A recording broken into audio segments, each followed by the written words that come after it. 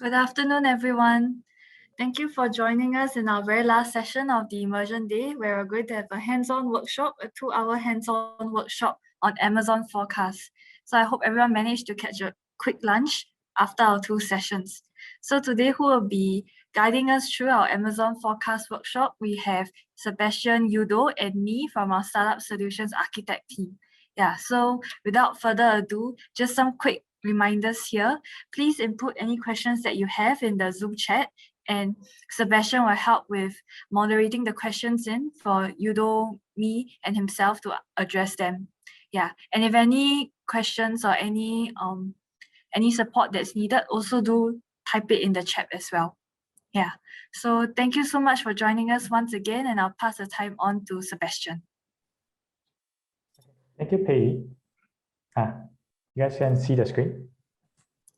Yep, we can.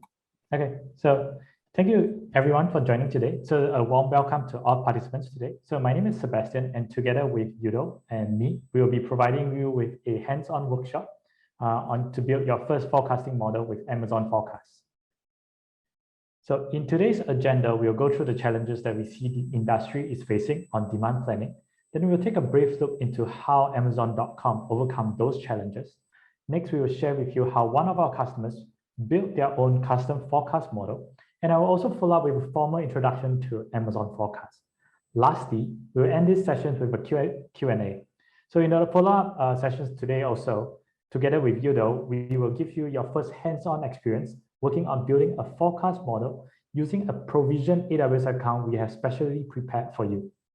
So while waiting for the models to be trained, me will dive deeper into the algorithm used by Forecast, and to make it more exciting, she will also be conducting a pop quiz. So let's start. So forecasting touches your life on a daily basis. It is what ensures your supermarket shelves are constantly stocked, or that your Amazon packages are delivered on time. Customers increasingly demand individualized goods and services. They want them immediately, and they want them cheap. So providing a variety and instant services requires more elaborate supply chain, but to do so effectively and efficiently requires accurate and agile demand forecasting. While all businesses use some form of forecasting today, traditional methods cannot make use of the increasing numbers of demand signals available today to forecast an ever more complex landscape. In fact, 1/3 of the total value chain created from artificial intelligence applications are expected to come from more accurate forecasting. Market leaders are making investment to bring in flexible, accurate ML forecasting to all parts of their businesses. According to a recent study by McKinsey, organizations that have implemented machine learning forecasting techniques improve forecasting accuracy by 10 to 20%, which translates to about 5% reduction in inventory costs and 2 to 3% increase in revenue. So forecasting is the science of predicting the future. So by looking at historical trends, organizations can make a call on what might happen and when it will happen. These results will be incorporated into their future plans for everything from product demand to inventory to staffing. So given the consequences of forecasting, accuracy really matters. So if the forecast is too low, they will underinvest, which leads to a shortfall in raw materials and inventory, creating a poor customer experience. If a forecast is too high, customers will overinvest in product and staff, which ends up as wasted investment. Today, companies try to use everything from simple spreadsheet to complex financial planning software to generate forecasts, but high accuracy remains elusive. So today's supply chain, accurate demand planning is a critical aspect. So most businesses are running their operations based on a demand-driven model. Inventories have to be aligned closely with demands. As such, accurate customer demand forecast is critical. So if the forecast is wrong, it not only hurts a particular store or a distribution center, but the impact goes all the way through the chain, creating a bullwhip effect, making the entire supply chain to be out of sync at a much larger level due to compounding effects. To keep operation costs low, each business has to preserve their capital expenditure by running lean. A critical factor in achieving this outcome is reducing demand variability. Finally, to meet customers' expectations, businesses have to forecast their expectations as accurately as possible. So to do so, they will not only rely on historical patterns, but a plethora of external factors such as social signals, weather, or macro events. So there's tremendous value that you can unlock by focusing on demand planning, by generating forecasts that leverages on deep learning models and accounting for external signals like macro trends, social activities, or even weather. Businesses can improve their forecast accuracy as much as 20% while reducing inventory costs of up to 20% and improving capacity utilization by 10%. You will ultimately be able to reduce spending and lost revenue while improving customer satisfaction and sustainability. So though demand planning is one of the top priorities in every supply chain leader vision, industry is plagued with these 6 shortcomings. First, many customers are still having very rudimentary demand planning solutions that includes the use of Excel. Second, even with forecasting tools typically based on statistical forecasting, they are still not able to learn from the actual demands. Third, when it comes to new products, there's not enough historical data to effectively do forecasting using current statistical model.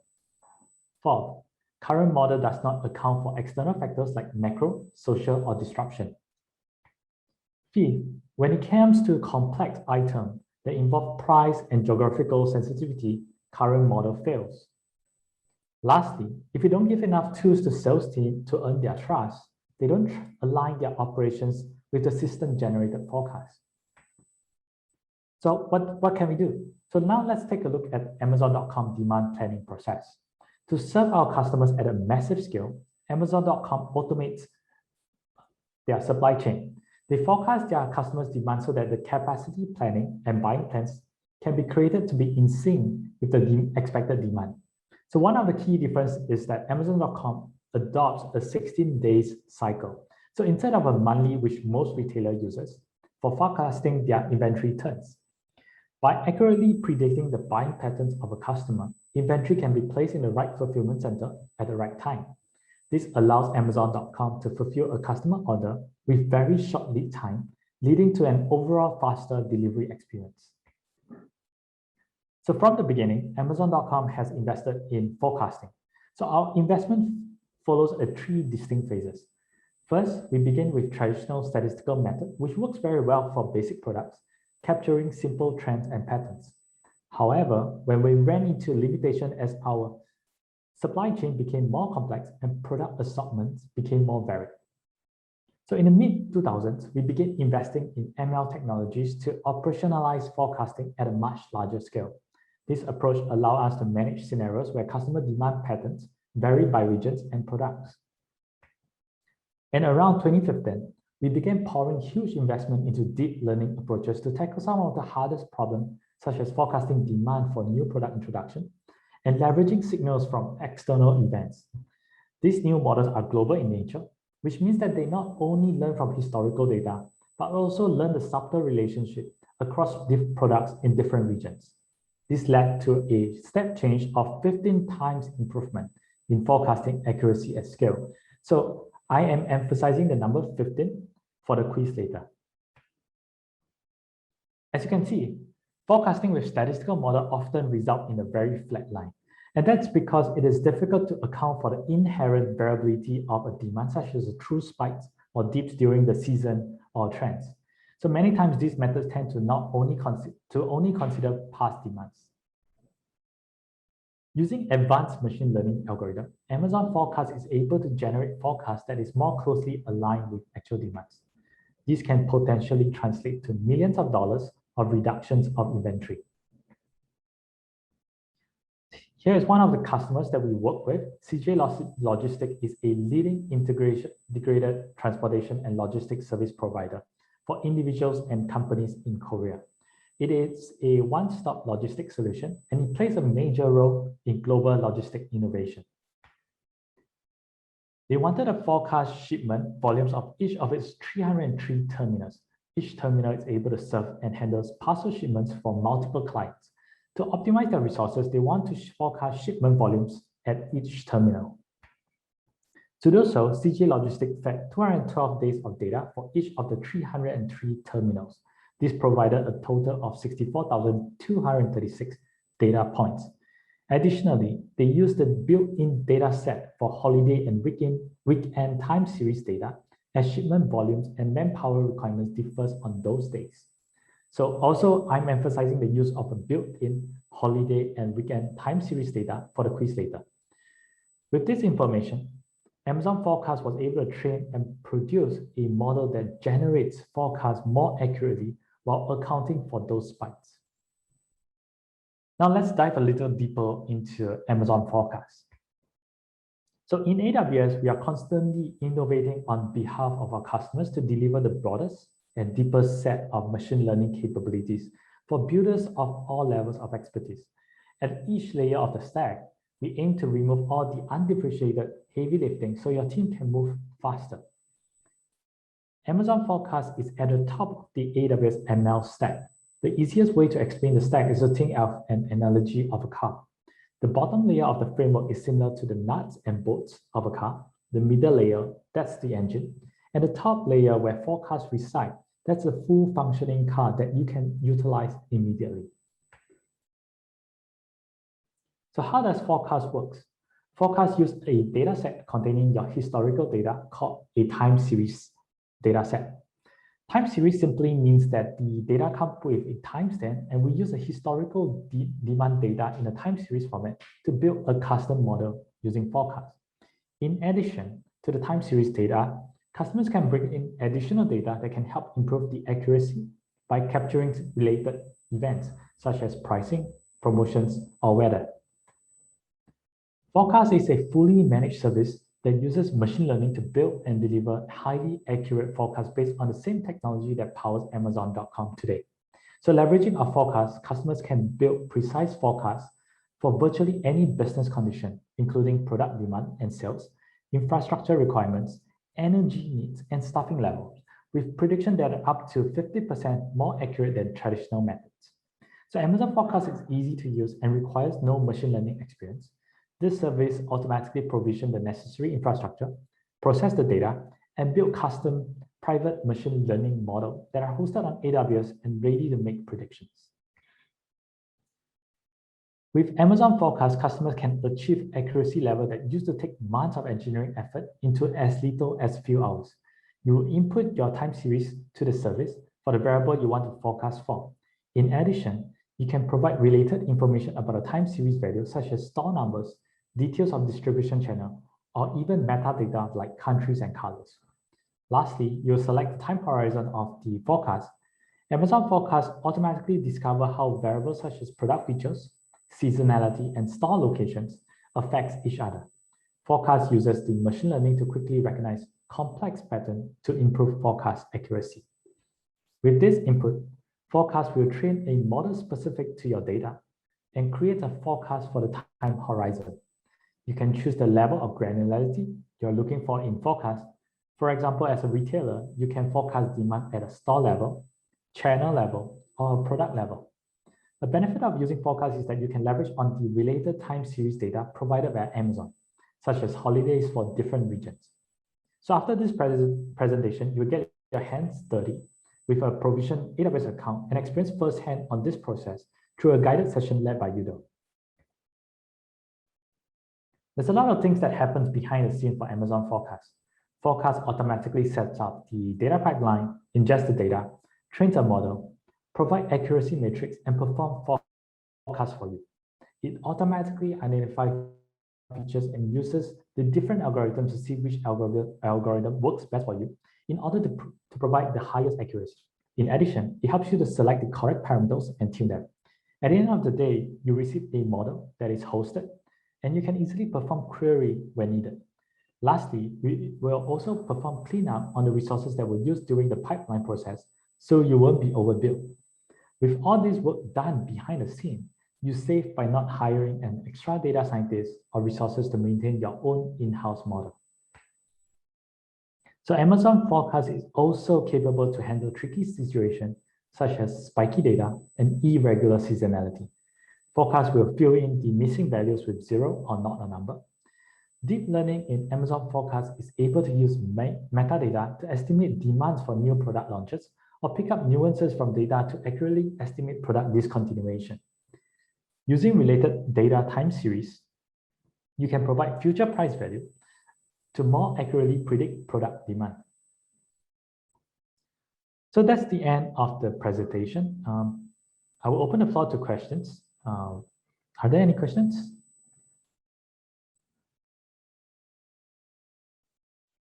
So if not, I will pass the time over to Yudo. Yudo, will you want to take over? Sure. Thank you, Sebastian.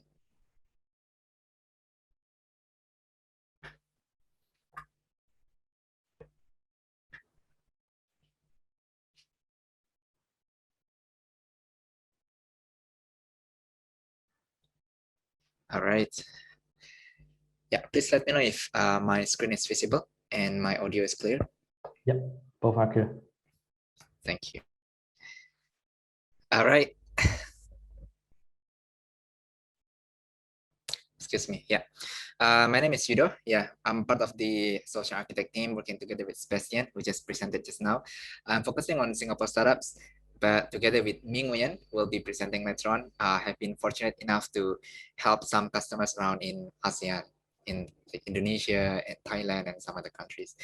So thank you again for joining our session today. So Sebastian has introduced us to the concept of Amazon forecast and the forecasting itself, how it can be useful for the supply chain, logistics, transportation industry. So now it's time for us to try with some hands-on.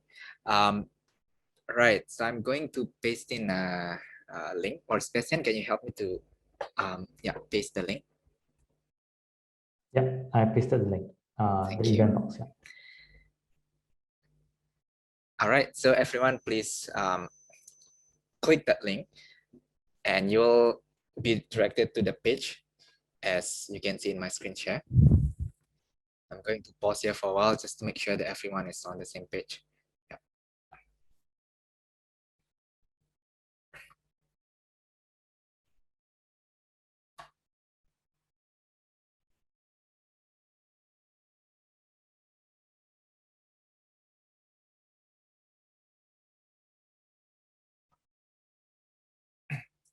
Okay.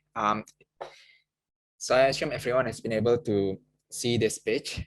Anyone is still trying to get things right? Maybe there's some issue or something. Just let us know in the chat box, and we are going to wait for hopefully everyone. I see there's one joiner, new joiner as well. So yeah, let's wait for a bit.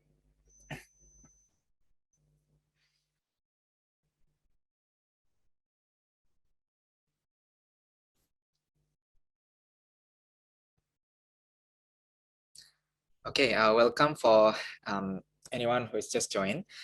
So we are about to do the hands-on lab now, and everyone will get access to the AWS Sandbox account. Don't worry, this account belongs to AWS, so you don't need to pay anything to the usage of that account. And what we are going to do is that we are going to do some forecasting of New York City taxi pickups. So we are going to use that public data set and see how we can build the forecasting using Amazon Forecast. So for anyone who has just joined, please click the link that you can find in the chat box. Sebastian, you can help to paste it again, just in case it's not visible to the new joiners. Done. Yeah.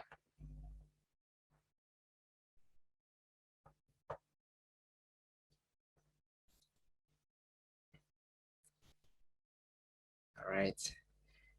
Okay, one more time, everyone please go to this page. The link is put in the Zoom chat box, right? So that it should show something like what you can see on my screen share, right? Okay, let's proceed with the next step. Please make sure that you have logged out of your AWS account. So if, for example, you have logged into AWS console before this meeting, make sure you log out from it to make sure that now you are logging into a new account, AWS account that is for Sandbox purpose for this workshop. Yeah, let's wait for a few more seconds so that everyone manages to log out from their own AWS accounts.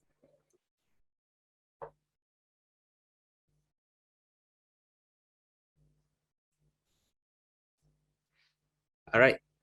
I assume everyone is doing okay. So now what we'll do is, if you're on the screen, you can copy the event hash. So there's like a long string. It starts with 1F2D. So just copy that. Make sure you copy it to your clipboard. And then click the here link. That will open up a new tab. So this link, you will need that to give you access to the AWS account for this workshop. And the previous tab is going to be useful to provide you the step-by-step guidance. Yeah, so the first link is for the guidance, and after you click here, it's going to open up new tab to give you account to the Sandbox AWS account. All right.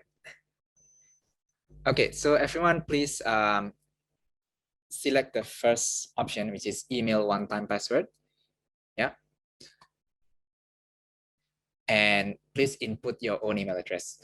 What it's going to do is that it's going to send you, I think 6 or 8 digits of code to your email that later on you can use to assume access to the AWS account. Yeah. It's going to take probably 1 or 2 minutes.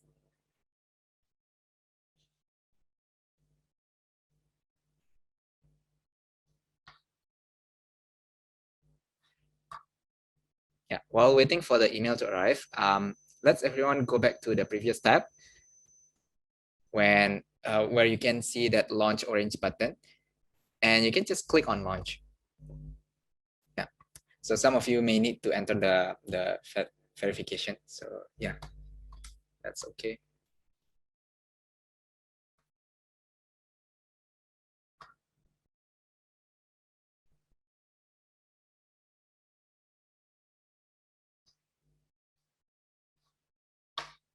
Okay, for me, the email has arrived, so I can right away input my passcode.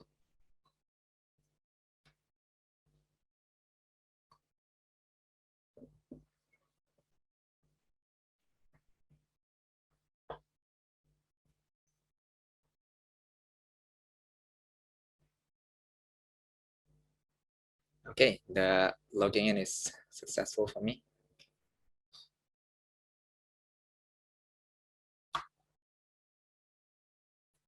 So I only see like 2 people minutes to go in. Okay, let's wait for a few more seconds or minutes.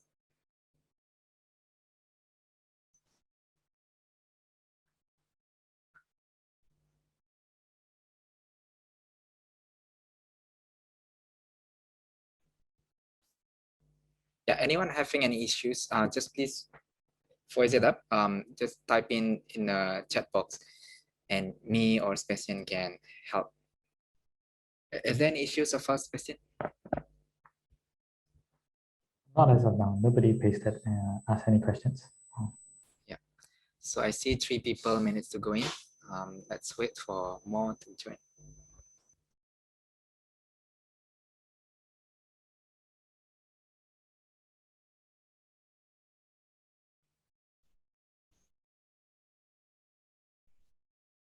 Okay, 4 people.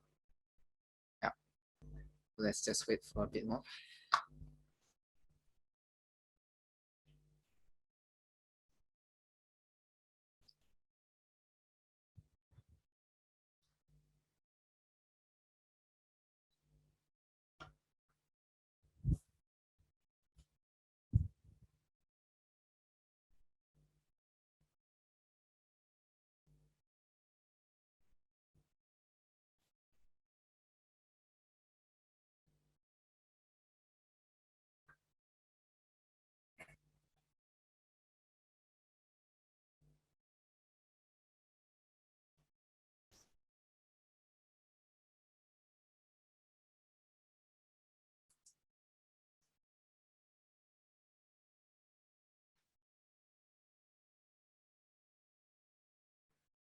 All right, so I believe everyone is doing okay. I'll proceed then. Okay. So once you log into the dashboard, you'll see something like this. There's a team dashboard. All you need to do is just to click on the AWS console button.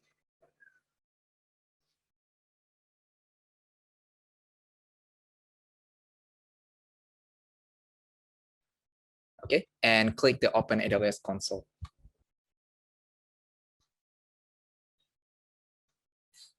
Sorry, I turned out that I haven't logged out. Sorry about that.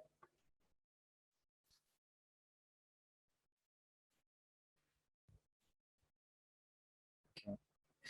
Yeah, and your other tab will have the step-by-step guide. So later on after this workshop, if you want to try it on your own, you can actually access the application. Sorry, I mean the web application. On the left, just click on the Amazon forecast menu. It will show several submenus. So we are going to go through section A all the way to section E, and the whole workshop I think it's going to be should be finished by 4 p.m. Singapore time. Okay. Right. Let's start with the section A.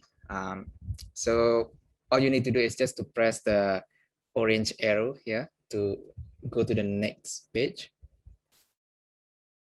Yeah. So the first thing we need to do is to select the right region. In your AWS console that you have managed to log in, please locate the region on the top right. Make sure it's Singapore. If it's not Singapore, please change the region to Singapore. Yeah, just simply by clicking.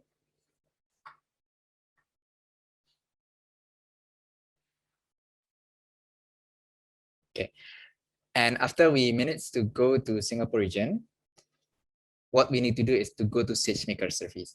Why are we using SageMaker while actually we are building our forecast with Amazon forecast? It's for the data prep. I believe if you are part of the session this right before noon by Fikas, you've seen how Fikas actually managed to demo on using Data Brew. So Data Brew can be used to do some data transformation and visualization that makes it easy, everything through the UI, and it will create the recipe that will run as an automated job. This is another way to do data transformation. So SageMaker is an ecosystem or service in AWS which allows you to do end-to-end machine learning, all the way from data labeling, data model prototyping, data preprocessing, training, and model hosting. So we are going to use the SageMaker this time to actually do the data prep. And the end result of that is actually CSV files.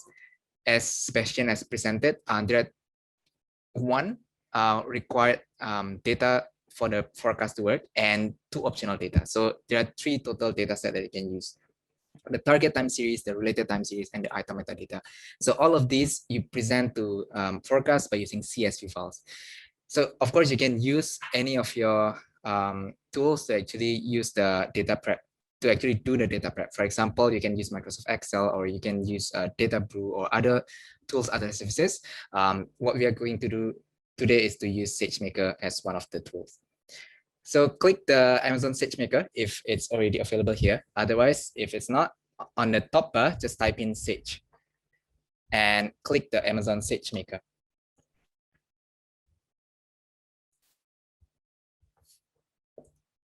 Okay.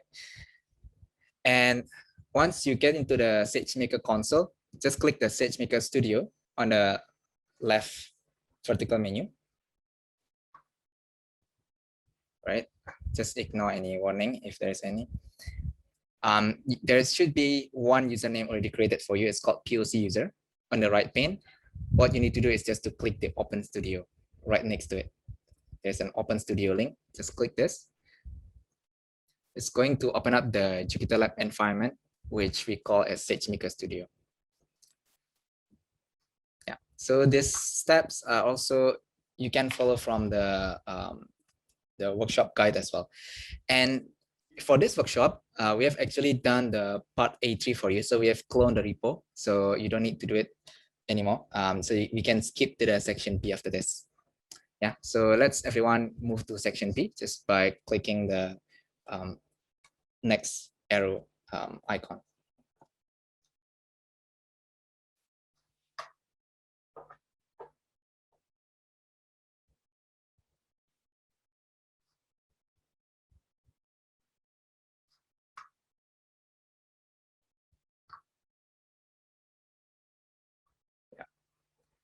I'm going to pause for a bit to allow everyone to be on the same page.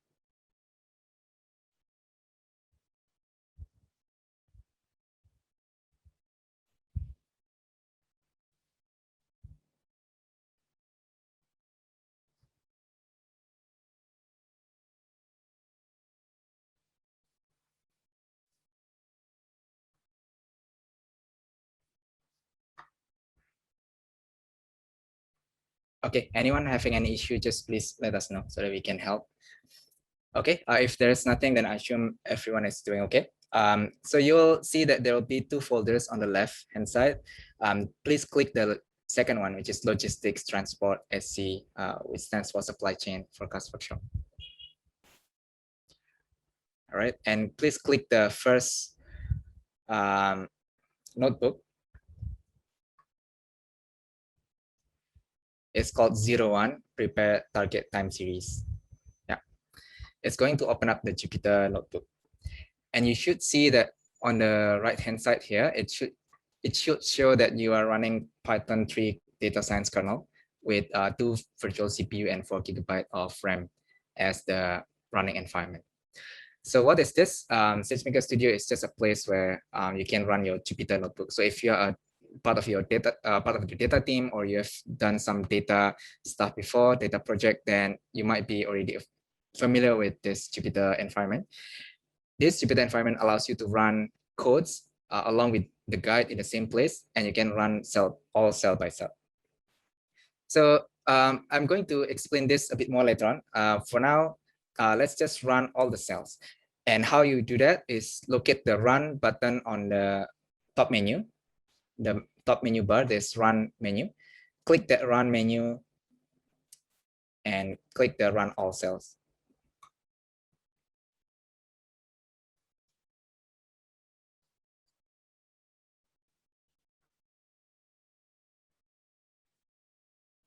Yeah. So let me just do it one more time in case someone is lagging behind. So if you're already had your 01 prepare target time series notebook open, all you need to do is to run the cells by clicking the run menu on top and click the run all cells. So it's going to take probably 1 minute. So if you see number, let me make it bigger a bit. Yeah. So if you see numbers next to the cells, which is on the left, then it means that that particular code has been successfully run, and you can see the output below.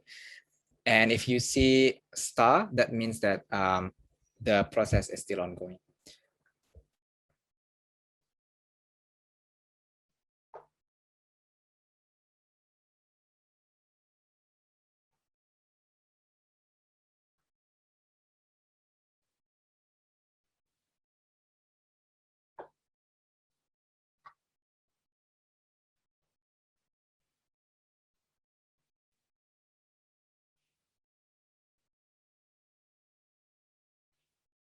Yeah, I think there's an error for me. I think it's I can just ignore this one. I think this is because of my previous run. So yeah.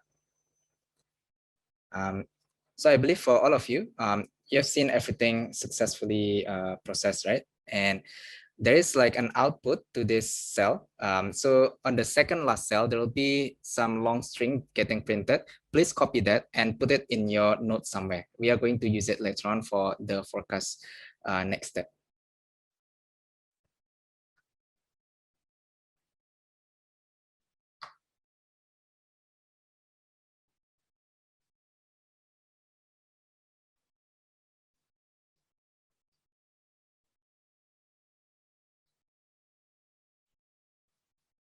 Yeah, for me, I'm using my text editor to actually copy it. Right. So right away after we have finished this part, please open up the second notebook, which is 02 prepare related time series, and please do the same thing. Click run and then run all cells.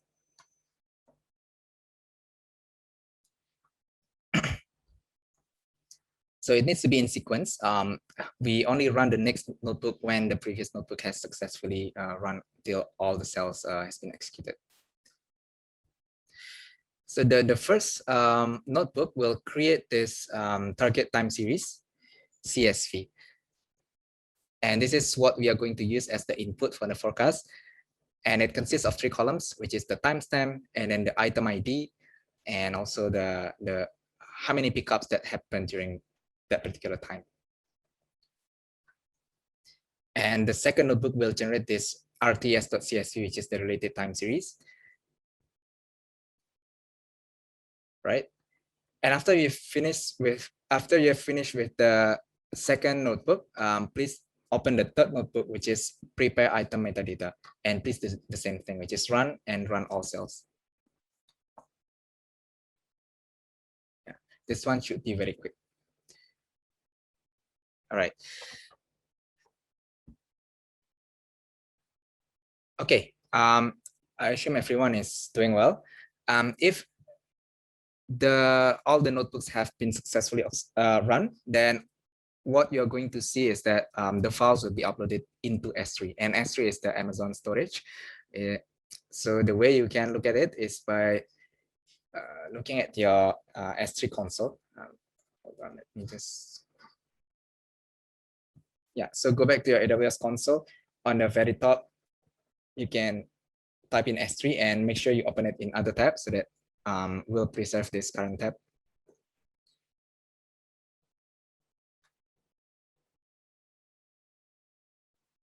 Yeah, so as you can see, the code that we previously run, the 3 notebooks have successfully uploaded the files into S3. So whatever we have done up until this point is not a must when you want to use forecast. You can use your own tools, like other tools like Data Brew, even SageMaker own Data Wrangler, or other tools to actually come up with the CSV file. So long as the CSV has the data according to the format that is accepted by Amazon Forecast.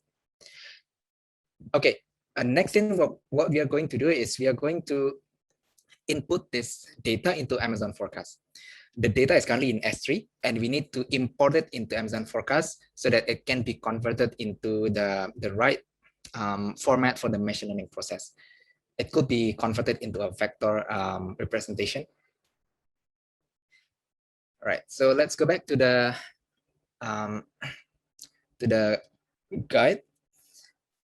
So I think we have done section B. Now we can proceed to section C. Yeah, so just click on the arrow again to enter section C, which is importing the data to forecast. Yeah, to make it easy, if you're on this website interface, you can just click the Amazon Forecast console link here on the C1. So the C1 says go to forecast console, just click this one. Yeah, alternatively, if you're on your AWS console, just type in forecast on a top search bar and click on forecast, Amazon Forecast. Right.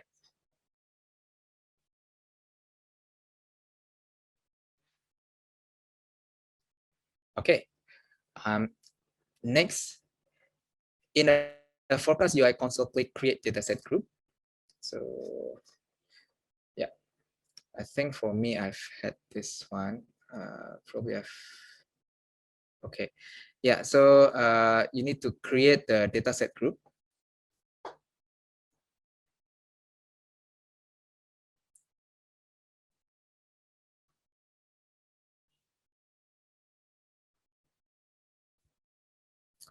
Yeah, I think probably I'm using the account that already has the data group created. So for you, you may see nothing here. So all you need to do is just to click that orange button, create dataset group.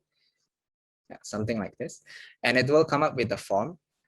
So just follow the guide to copy and paste all the dataset group name and other configurations. So for the group name, just name it NYC taxi. And for the forecasting domain, you can just click on custom, right? And just simply click next, right? So what we just did is we create the dataset container, which is just a configuration. you can do that for every project that you have. So different thing that you want to forecast, you can have different dataset group. And now let's import the first dataset, which is the mandatory dataset, target time series. Again, go back to the workshop guide and copy paste all the things. For example, dataset name should be target time series. Yeah. And frequency of the data, change the day into hour. Yeah. And so the CSV that we supply to forecast, it doesn't require the header. So if you notice in here, it doesn't have any header in the CSV, so it's headerless. So how does forecast know which one is which one? Is by the orders. So when specifying the data set, you need to specify the order. So for you, I think the timestamp should be in the second one. It should not be like this, just drag it up. So the timestamp should be number one. Yeah. So the order should be timestamp, item ID, and then target value. So timestamp, item ID, and target value. For the dataset import name, just copy paste again, TTS underscore version 1. And for the time zone, you can choose America, New York. Why? Because we are using the New York dataset, which is the taxi pickup. For the data location, click the Browse S3 button. You should find there's one bucket already created. Just click that and click the only folder in there, which is NYC taxi trips. And select the TTS.csv.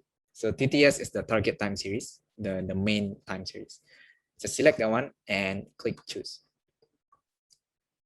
For the IAM role, this is why we need to copy the long string earlier. Just copy it back. Right. Yeah, if you didn't manage to copy that, you can go back to your Jupyter notebook, the SageMaker Studio, and go to the 01 prepare target time series.ipynb, scroll to the bottom, and you'll find that as the output of the second last cell.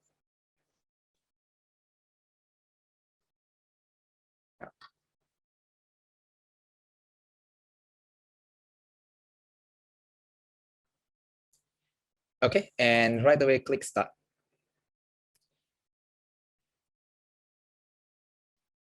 Okay, so what we have done so far is we have created the dataset group. We have uploaded the main target time series. Now we want to upload the supporting dataset as well, which are the related time series and item metadata. So if you're still on the workshop guide, there's a link that you can just right away click there. So we are now on the section C3. C3. Just click the link on the point 1. Yeah, and click the NYC taxi. For me, because I've done this before, so for me it's NYC taxi 2. For you, it should be NYC taxi. Yeah. So just click that. And on the left pane, click datasets. And there's an orange button called upload dataset. So click that, and we're going to do the time series first. So click the related time series and do a start import. Okay. Again, let's go back to the workshop guide and copy the things from there. Firstly is the dataset name, which is related time series. And the interval will be 1 hour. So change this to 1 hour. Yeah. And there's one attribute that we need to add, which is day, hour of the week. So make sure you click the add attribute and paste in the attribute name, which is day, hour of the week, and the type is string. Okay, I'll just stay here for a while. Oh, and don't forget to actually change the order as well. So the timestamp should be first. Yeah, so the order should be timestamp, item ID, and day, hour of the week. So don't forget to swap 1 and 2. The timestamp should be first, and then item ID and the attribute we just created, day, hour of the week. All right, so the next thing we need to do is just to copy the import dataset name. It's just RTS underscore version 1. And look at the data, click the browse S3 button, click the only available bucket in there and the only folder. This time you click the rts.csv. The role ARN, if it's not auto-populated by the console, you can just copy it back from the notes. Okay, and click start. Right, you can see that the related time series is already active in terms of configuration, and now it start importing the data. The last thing we need to do on data import piece is to now upload the item metadata. So same thing. Let's go back to the workshop guide from the section C4. Yeah. So you can copy things there, like dataset name is item metadata. So go back to your console, and this time click the upload dataset again. So if you're in different page, make sure you just click the dataset group name, which is NYC taxi, and then on the left, just click dataset. Yeah, for example, if that redirects you to this dashboard, just click the dataset on the left, and again, click the orange button, upload dataset, right? And click start import. And same thing, you can copy the dataset name, and then this time we need to add 2 attributes. So the first attribute is called area, and second is called category. It needs to be in order, and both are of type string. So let's create them, area, and then category. Yeah, it should look like this, item ID, area, and category. And for the import details, just name it IM underscore v1. It's just for our own reference. And click the browse S3 to select the data. I believe now you start become familiar already on how it works. So yeah, right now just click the im.csv. The role ARN should be auto-populated. If not, just copy it back from your notes you took note earlier. Right, and then right away click start. Okay. Okay, I'll pause for a bit. Any issues, anything that's not working, let us know. We can wait and we can assist you as well. And the facilitators here, the AWS staff, we can actually log into that sandbox account to actually help you if you have any issues. So just let us know if you are lagging behind or if there's an issue.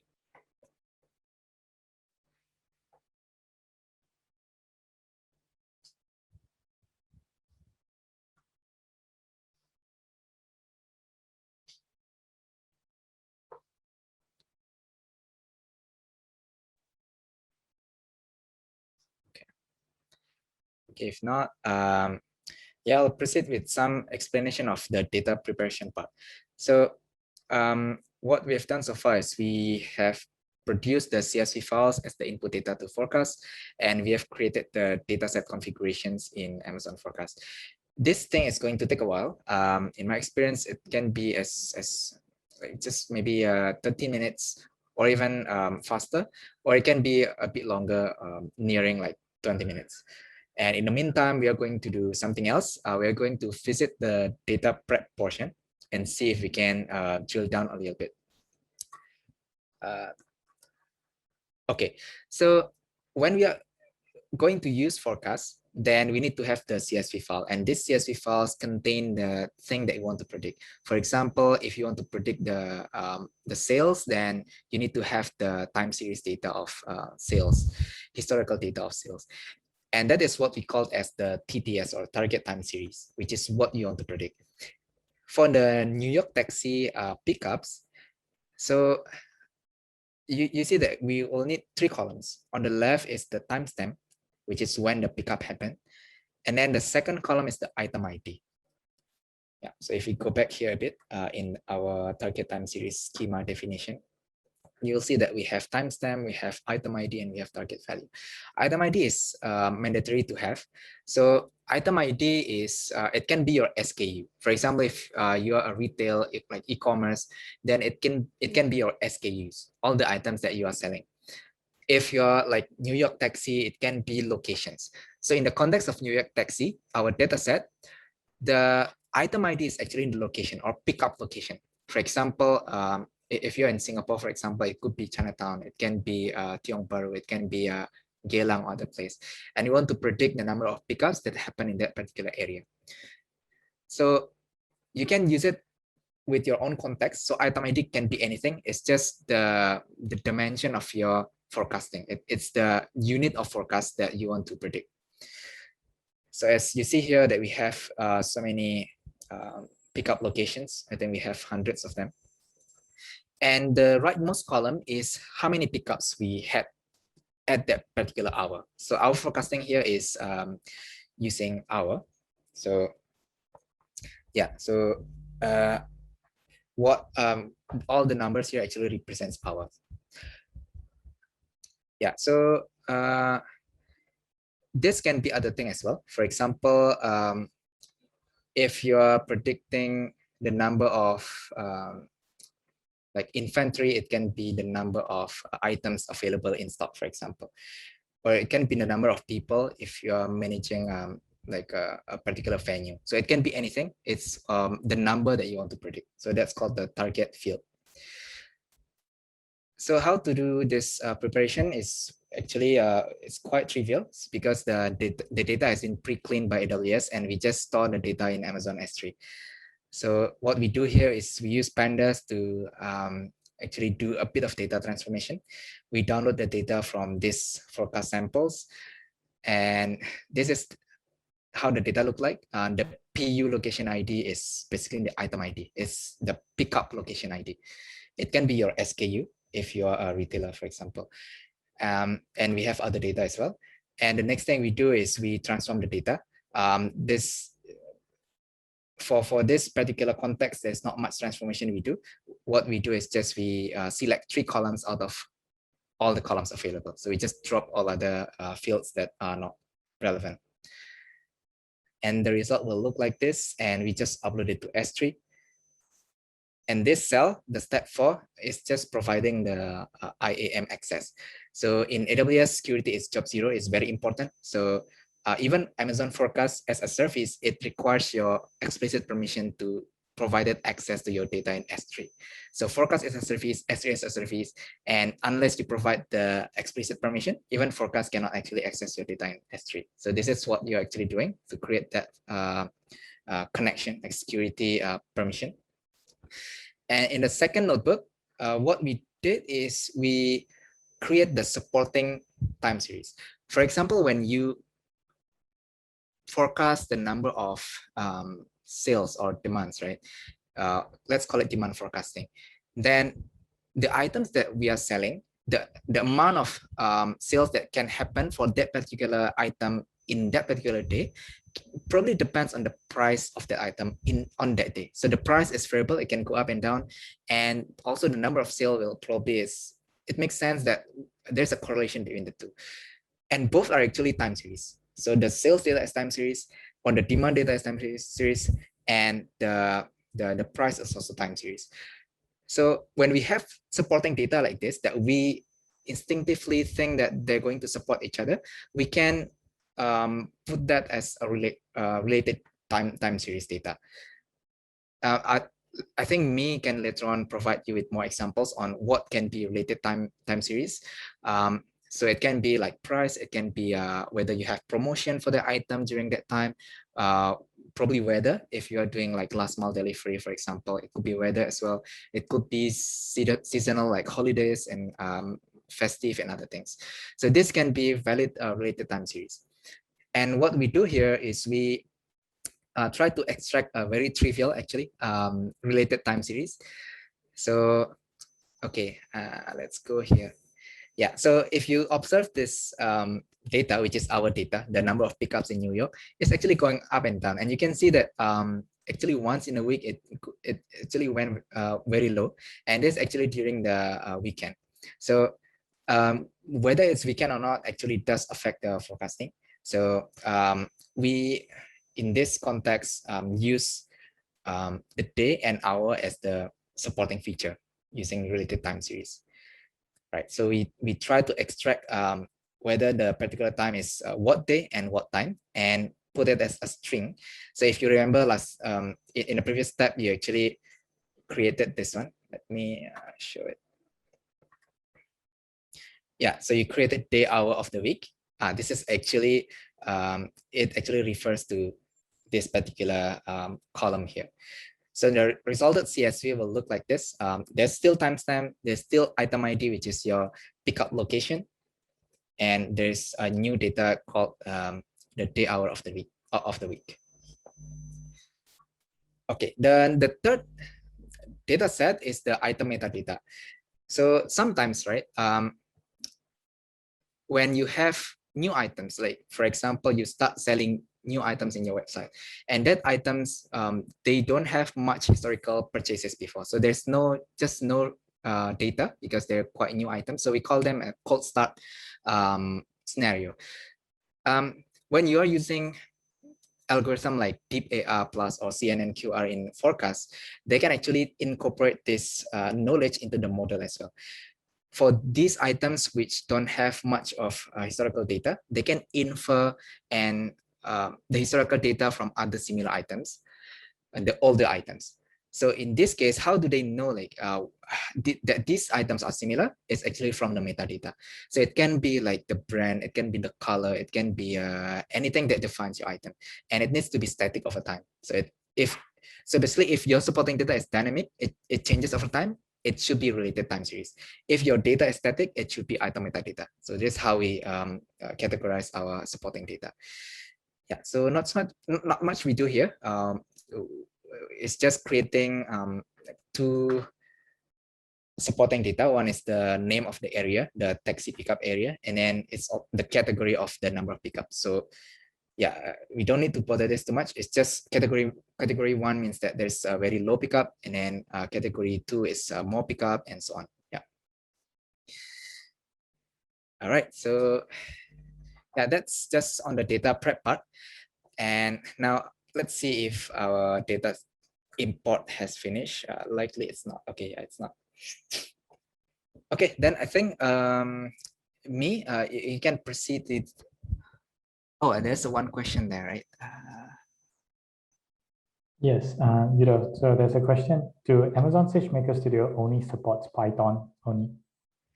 Yeah. By default, yes. Although if, for example, you are using R, I believe you can use a custom container. So if you go here, let me open up my SageMaker Studio. So you see here at the bottom, there's a way to actually attach a custom image. So for example, if you are using R, I believe you can just build the Docker image and run it using this custom image. So it should be possible. But by default, if you see the kernel available here, then everything is based on Python. So yeah, it's PySpark and then Python data science, and yeah, like framework like TensorFlow, PyTorch, and other things.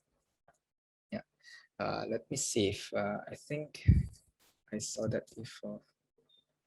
Yeah, there is. So there's a blog post that tells you how to run your R environment in Amazon SageMaker Studio, and that actually uses the your own image, the one that I shared to you just now. So it is possible, yes, but it's not by default. So yeah, you can follow this, for example. Let me just paste it on the chat box. Yeah, sorry. Okay, my target time series has finished importing. I think it's going to take for probably another 5 minutes. Okay, I think I'll pass it to you. We are going to hear from Minh Nguyen, who is also part of the machine learning SA in Vietnam as part of the ASEAN MLTFC. And she's going to share on deeper knowledge on the Amazon forecast. Yeah, go ahead.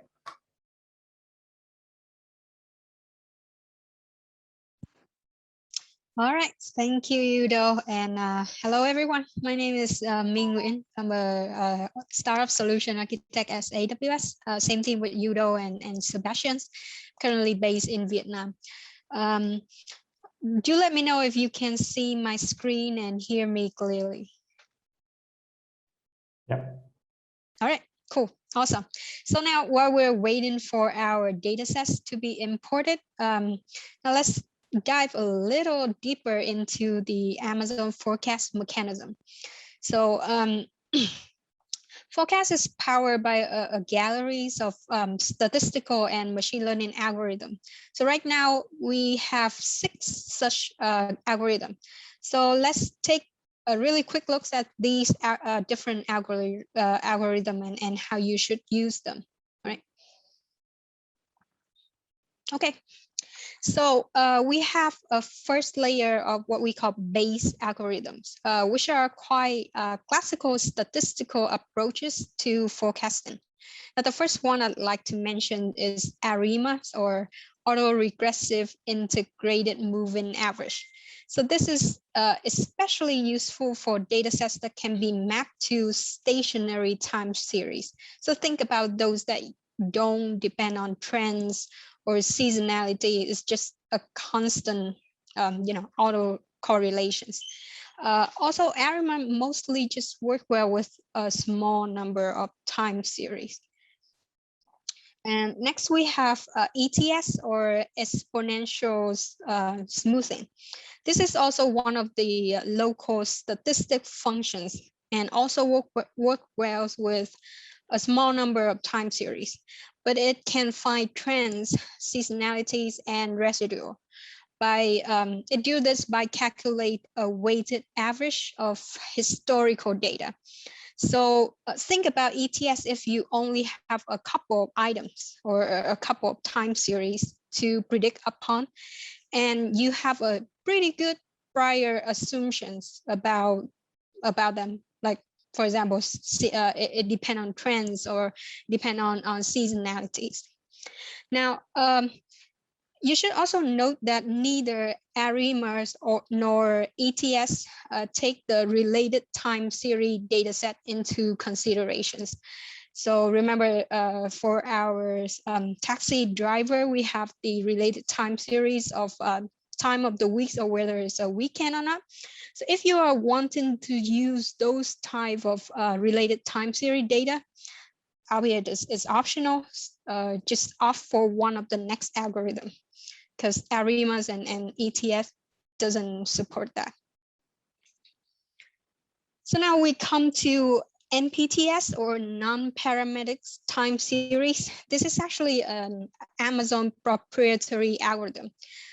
It's a scalable probabilistic baseline forecaster. This works by sampling data from the past, find the distributions of values among them, and NTPS is especially useful when working with sparse or intermittent time series. So think about this algorithm when you have a lot of zeros or missing data or busty data, such as the graph we're seeing illustrated in the screen right now. You can see that it's really busty, what we call intermittent time series. Now, Amazon forecasts offer different variations of NPTS that you can set using hyperparameter as training time. So I will not go too deep into them now, since they're really well documented and you can always find those details later. But just a small note that you can choose variants like seasonal NPTS, which will sample data based on past associating seasons only, or climatological forecaster, which sample all of the past data with uniform probability, instead of the default options of sampling and weighting them based on how far they are in the past. Now to the next layer of what we call flexible local algorithm. We have an algorithm called Prophet. This is a popular local Bayesian structural time series model. It's developed by the team at Facebook, and it became open source in 2017. So it is a very effective algorithm that can find trends, seasonalities, cyclicals, or holiday effects. So it is especially useful for datasets that contain those elements. So think about profit when you have a large observation datasets over an extended time periods, like months or even years, or when your datasets have multiple strong seasonalities. So if your data really depends on what season that is, so think about like fashion, right? Winter versus summers, or when they include previously no important events like holidays, right? And onto the top layer of neural network, we have Deep AR Plus, a super violent algorithm for forecasting time series using recurrent neural network, RNN, if you're familiar with the term from deep learning, and CNN-QR, short for convolutional neural network quantile regressions. This is an Amazon proprietary machine learning algorithm, also for forecasting, but it uses CNN instead of RNN. Now, these two create what we call a global model, which means it's a single model trained jointly over a large collections of time series or a large collection of items, instead of looking at each of them individually. So Deep AR Plus and CNN's QR work best with a really large data set. As you can see in the screen, with up to 1 million time series, with similar underlying pattern, seasonal effects, and related data. So think about these two if you're having a lot of related time series. For example, you're selling something and the pattern of selling and buying of customer is really correlated between those items. Now, it doesn't to say that these two algorithms don't work well with a smaller data set. On the contrast, we find that Deep AR Plus and CNN QR prompts pretty good predictions for them too. But if your data can be handled well by, let's say, ARIMA or ETS on the bottom layer, it's a little overkill. For example, it's taking more training time to use algorithm at this top layer. But at the end of the day, if you're still a little uncertain about which one to choose for your use case, you always have the option of auto MLs, which I think Udo will show us in the next step. So auto MLs will let Amazon Forecast run these algorithms automatically and auto select the best performing one to your data. So that's a really quick recap of the 6 algorithms that we're having with Amazon Forecast right now. Hopefully by now, the importance has been done for everyone. So back to you, Udo. Thank you, Mi. Yeah. Let me do a screen share. Yeah, hey everyone. Is my screen visible? Yep. It does, yeah, okay. Yeah, so for me, the dataset import is finished now. So just checking if anyone is still waiting for the data import to be finished. Yeah, just let us know in the chat box.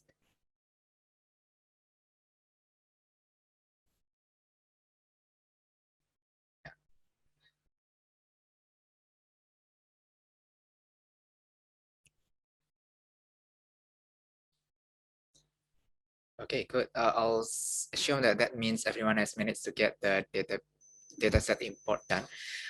Or if you don't know how to check that, so just go to the dataset group again.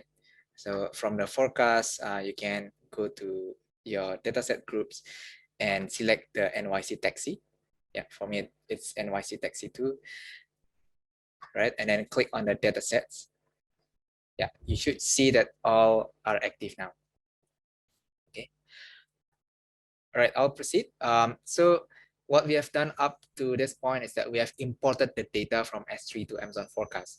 Now comes the really interesting part, which is the model training. Unlike doing it with maybe PyTorch, TensorFlow, where you need to have significant machine learning knowledge to actually build a deep learning machine. To build a deep learning model here is quite simple. All you need to do is just to hit the training button. So let's do it all together. Let's go to the workshop guide again. So we have done the section C. Now let's proceed to section D. Just hit the orange arrow. Yeah, you can click the Amazon Forecast console link there, as shown by number 1. Right, and next step is to click the view dataset groups. Right, for you it should be NYC Taxi. Just click that one,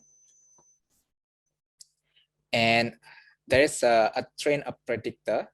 Let's see where it is. Oh, it's here. So it's in the middle. There is a train up predictor section. All you need to do is just to click start and copy this data, like to fill up the form. So as me mentioned that there are some algorithms, like there are 6 of them. Probably I've done this for this New York Taxi dataset before, and I think the best one for me was Deep AR. But I think Deep AR will take a lot of probably 1 hour plus in terms of training time. So due to the limited nature of our workshop in terms of time, let's just use the Prophet. The limitation of Prophet is that it's not going to use your item metadata dataset. So what it is going to use is just the target time series and related time series. So the item metadata is just simply not used. But later on, you can create other predictors using Deep AR, for example. For now, let's go with Prophet algo. The horizon, just put in 168, which is how many hours we have in a week. Basically, we are doing forecasting weekly, like a week moving forward. And forecast frequency is hour. The algorithm selection, as me just mentioned, you can just select AutoML to make life easier, but it's going to take more time. So for now, let's just go manual and click the Prophet. And the next thing we need to do is to enable the holidays. So enable the holidays, switch here, and for the country, select United States because we are using the New York Taxi dataset. Right, so there's also a feature of personalized that instead of building your own holidays feature, you can just use the built-in one from Sagemaker. At the moment, we don't have one yet for Singapore. I think I'm going to request that to the Amazon Forecast team. Yeah, but here are the available countries. All right, and then just click start. Yeah, it's going to take probably 17 minutes. Optionally, if you want to, you can create another predictor. So later on, you can compare the resulted metrics. And for that, you can just follow the section D2. So go to the Amazon Forecast console and view dataset group. Click the NYC Taxi. Yeah, and same thing. So just click the train predictor. This time, give it a different name, like Deep AR algo. Forecast horizon is also 168. Forecast frequency is 1 hour. And the algo this time just change to Deep AR plus. So there's like some papers. So Deep AR is actually algorithm that I think some created by or founded by some of the researchers. Some of them are from the Amazon itself. And there's been a recent paper that actually compares how Amazon Deep AR, CNN QR compared to Prophet, for example. So these are, I think, quite interesting papers that you can have a read up on.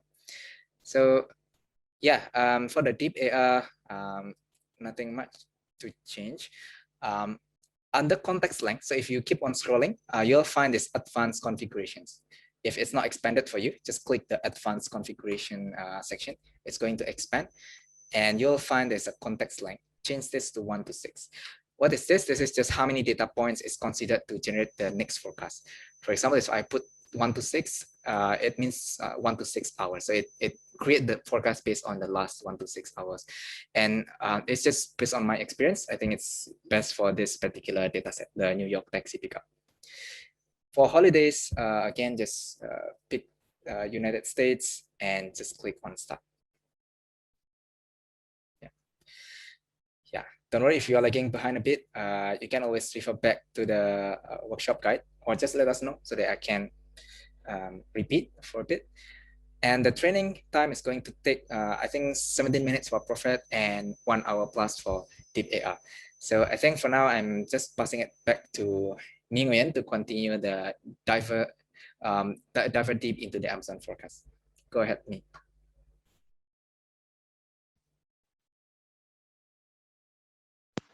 All right, thank you, Yudo. And yeah, I'm back.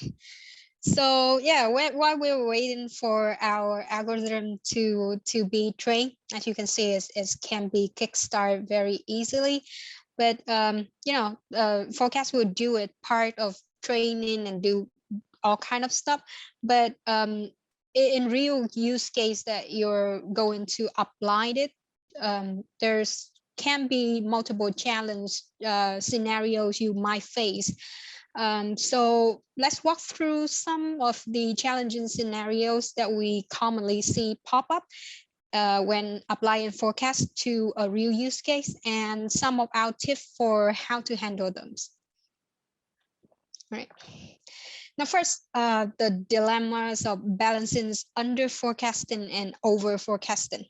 Now, depending on your use case, the costs associated with under forecasting and over forecasting might differ. Generally, we know that over forecasting lead to high inventory carrying costs and maybe a lot of waste, whereas under forecasting lead to, you know, out of stock, unmet demand for the customer, or just missed revenue opportunities.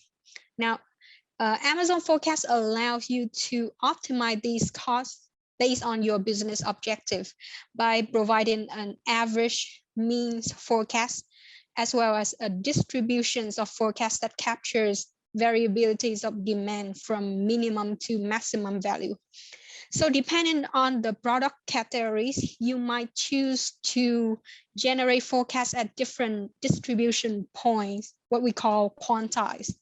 So forecasting at the mean, or which is the default options, imply that you will meet demands on the average. However, you might want to stock such that they might meet the demand when it's more than the mean.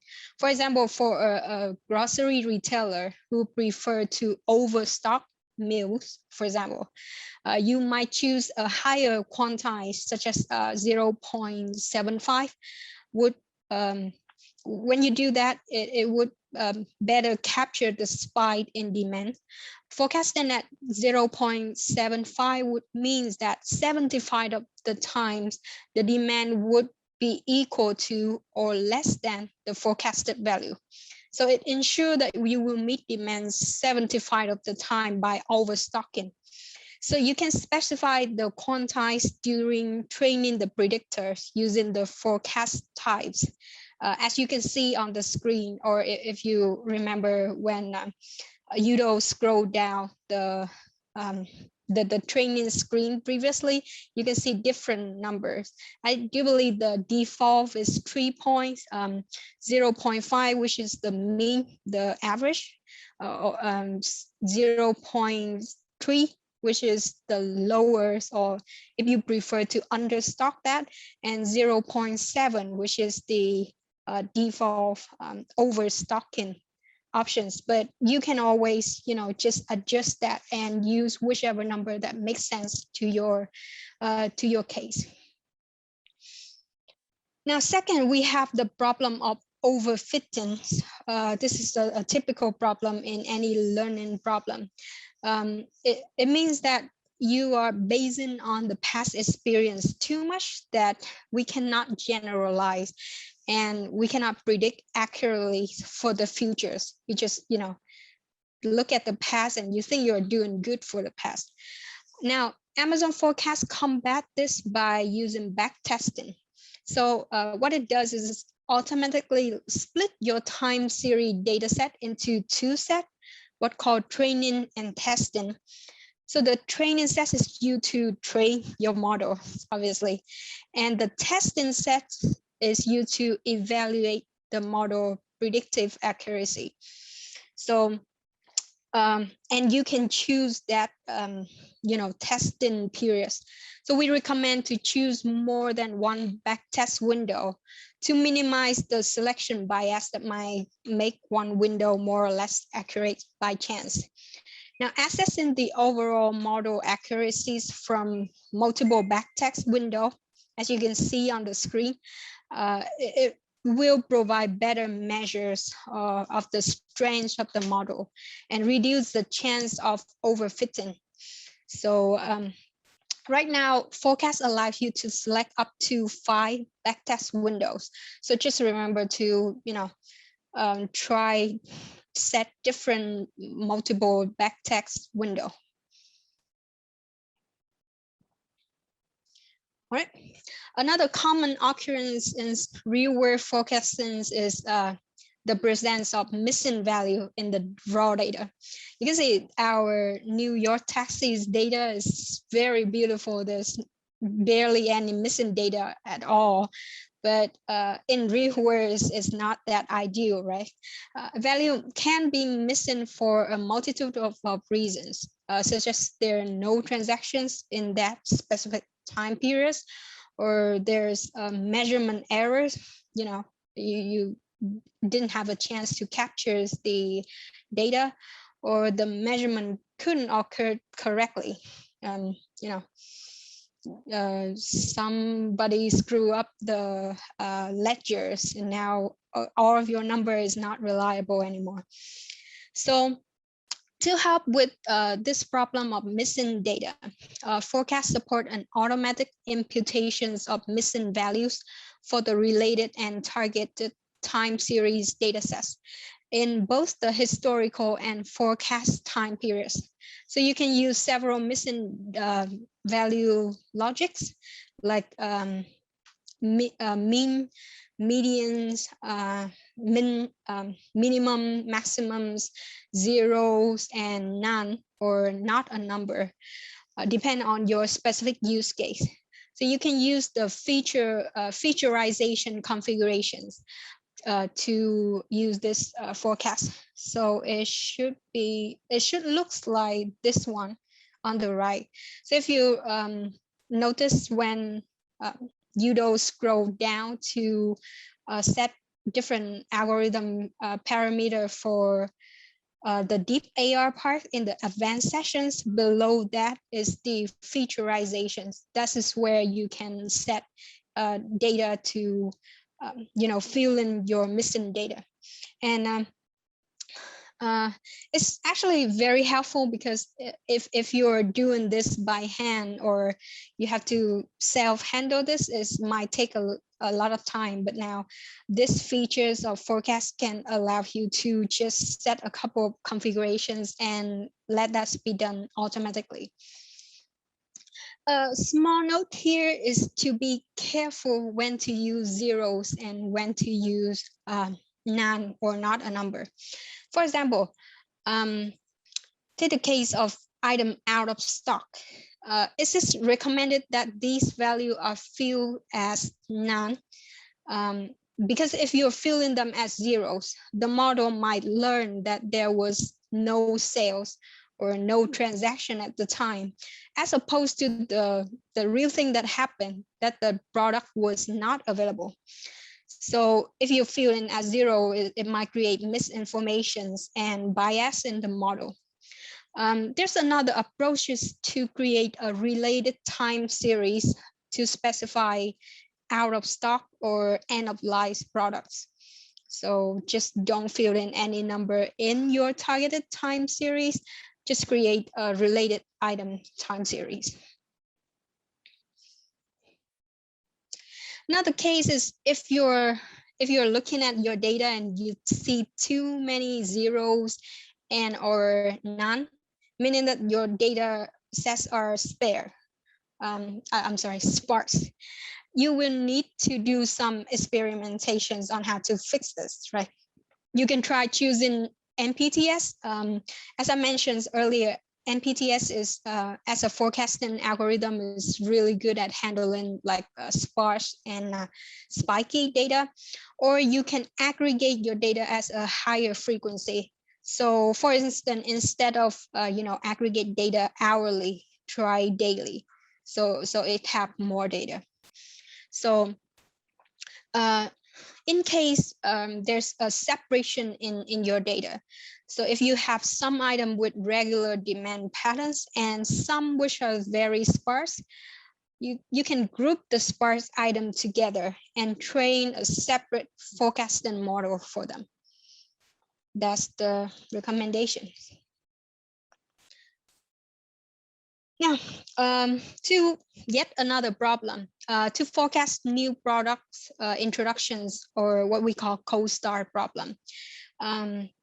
In this case, you must add item metadata to your data sets, and only the machine learning models created from Deep AR Plus and CNN QR can be used for this problem.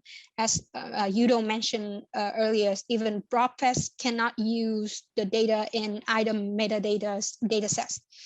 So when predicting demands for a newly introduced products, forecast will learn from other similar products, and the item metadata data will facilitate this training. Notice that there's a system constraint, such as at least 5 rows needs to be presented for each item in the targeted time series. Therefore, if the new item that has less than 5 observations will fill in with none. Now, next one. Imagine if you want to forecast the demand for shoe and stock based on the store previous sales. In the following target time series datasets, stores is a time series forecast dimensions, or just think about it as a column in your CSV file. What the demands is the target fields of that same CSV file. Now, as you can see, in this example, socks are sold in 2 locations, NYC and SFO. And shoes are only sold in ORD. So you can see that by adding dimensions, or by adding this store column to your target time series CSV file, you can output forecast as a more granular level of items and dimensions. So during trainings of a predictor, you can select if you want to forecast as the dimension level or not. So like just forecast for that store locations, or just forecast on the whole data set level. Now, our next common problems is dealing with outliers. Now, treating outliers is very specific to business use case. Machine learning model will take care of true outlier by themselves, because machine learning will not find a particular pattern to those outlier. Sometimes just a number that shoot up really high or really low. It's supposed to learn that those are, just outliers, should not be considered. However, for some customer that we have seen, that specifically treating outliers might be helpful. So for this one, there's no approach that works for all. So before treating outliers, you should work with your business stakeholder to understand if an outlier is expected, and accordingly make decisions to either remove it or replace it. Now, last but not least, a common question that got pop up among our customers a lot is, which related time series should I consider for forecasting? Now, as Udo mentions, there can be a lot of related time series, right? There's the Brysons, there's holiday, there's weekend, there's can be even, thing that doesn't directly relate it to your items, but it can indirectly affect it. So think about like gas price, right? So the decision of which data to use as related time series should first start with discussing with your business users to build an intuitions of what factors might impact your product demands. Now, from these so from that, you should visualize the data by overlaying it with your target time series to see if there's any pattern.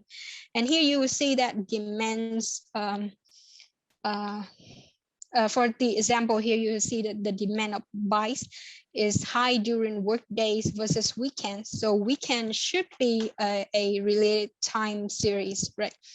So again, visualization will help you to build intuitions about what makes sense and what doesn't make sense as a related time series. But please note that adding more and more data doesn't always result in accuracy gains. Thus, even when you have a hypothesis of all of the data sets that can be added to improve the model, we recommend that you first create the model with only your target time series, and then gradually add related time series one at a time to see if the accuracy increase. Also, you can try to combine them in different combinations or try transforming them. For example, perhaps adding absolute price value doesn't have an impact on predicting demand, but adding a log of the price might, show something, right? So that's the end of my very quick deep dive into some of the complex situations you might find when using forecast in real world case. So don't worry if you didn't take notes. This slide deck and the workshop link for today will be sent to you for reference in the follow-up later on. So just, offer a couple of recommendations when you're actually applying forecast to your use case. Now, as mentioned before, just for fun, I think we should do just a pop quiz to see if everyone has kind of paid attention to some of our, content that we show you today.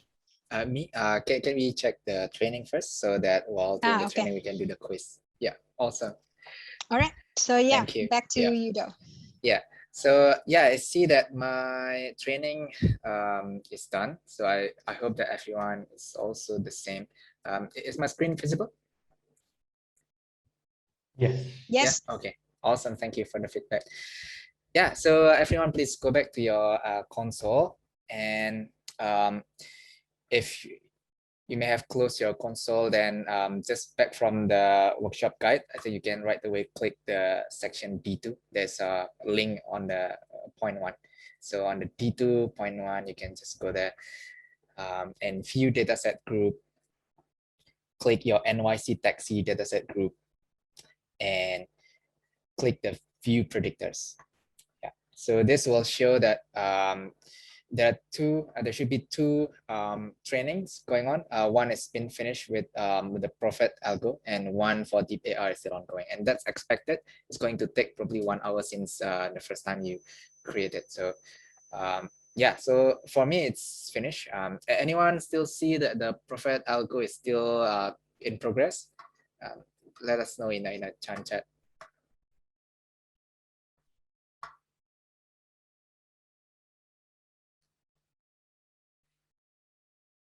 Right. Nothing seems good, right? So it means that everyone is okay. So yeah, so what has happened is that we have created the model, And you can see the performance from the predictor detail page. Like you can see the weighted quantile loss and other things. We can dive deep into this if you want to, probably in a like one-to-one discussion as a follow-up from the session. But basically, there's a way to look at the metrics. And since this is loss, the lower it is means better. So if you see less loss, then means the model is actually better. All right, so let's go to the last section of the lab. So you have done the section D. Let's go to section E. So just click the orange arrow here to actually navigate to section E. In section E, we are going to create the forecast. So what has happened here is that we have inputted the data in the forecast. We have done the training, and now it's time to actually do the inference. So we have the model. Now it's time to actually use that model to generate the forecast from the data that we have. And when later on, you have new data, right? So for example, the data today uses the data from like past month up until today, right? And then next week, you need to create the forecast for another week. So how do we actually input the data? You don't actually need to retrain it again. So all you need to do is just to re-upload the data. So re-upload the data along with the coming week data, so the fresh data. And you don't need to run the training. Just skip the training and right away create the forecast, what we are going to do now. So you can do this repeatedly to actually renew your forecasting and like shift the forecast horizon over. All right, so let's do this. The step is very quick. Just copy paste the forecast name. And yeah, it should be a create new forecast. So there's a create new forecast button here. Yeah. Or if, okay, let me see where it, yeah. So from the dataset group, the NYC taxi, then you click the forecast generation start. So there's a orange button here, the forecast generation start. Yeah, and then just give it a name. And then the predictor is just select the one that we've just created, which is the profit algo. And this is the quantile. So optionally, you can provide different quantiles. For example, for you, the cost of warehouse is not so much, and for you it's more like you don't want to have any loss opportunity of not being able to sell the product because there's no stock. So in this case, you can skip the 0.1 quantiles, and you can be a bit more aggressive in terms of forecasting. Like you can use like 0.99 or 0.9. But if you feel like for example, in Singapore, everything is expensive, especially property. So warehouse is expensive, and you would rather to understock, like you're okay with losing some sales, but you just don't want to incur the cost of storing the items. So you can use a lower percentiles, like maybe 0.1, 0.4, 0.5. And optionally, you can have both, and you can just later on use whichever fits better. So for now, let's just keep it blank and hit on the start button. And it's going to take probably 30 minutes, and I think should be on time. So I think at 3:50 after the quiz, or 3:55, we can go back here to see the result of our forecast. So back to you, Mi. Please lead the quiz. All right, thank you, Yudo. And yeah, everyone, let's just shoot for a very quick quiz that just to see what you get out of today's sessions. So let me share my screen. And so today we use Kahoot at our platform for having the pop quiz. So if you've used it before, you know what to do. The game pin is 522681. If you haven't, then just use your mobile phones or your laptops, access kahoot.it or download the Kahoot app. And again, the game pin is 522681. Just, use that to join this one.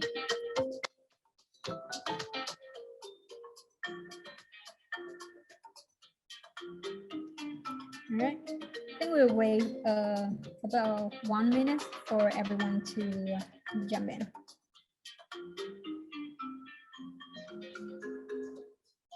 All right.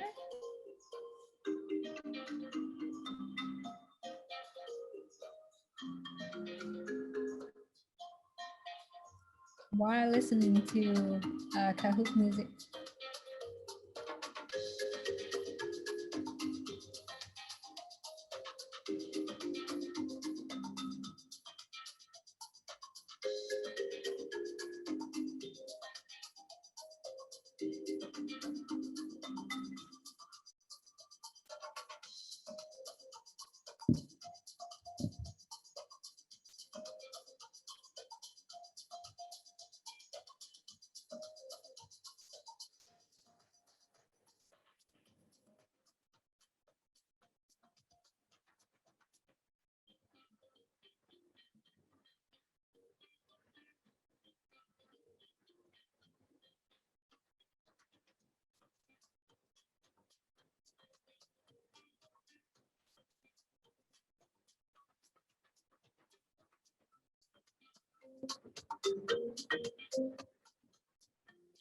All right, so I think we're ready to start. Let's go and pay attention to the questions on the screen.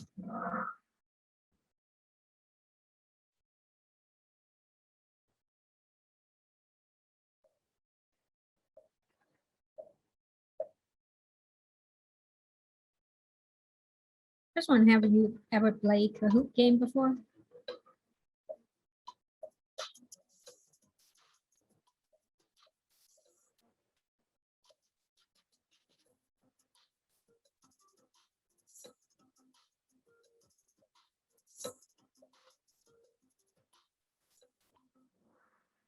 All right.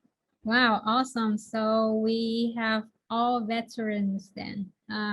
Just one person have never played Kahoot game before. So if you have never played, this is how you play it. You see the questions and the answer on the screen, and just click on the associated answers on your laptop or your mobile phone. So that's just a quick poll. Now let's go to our actual first questions. Which is not a reason for a more accurate demand planning.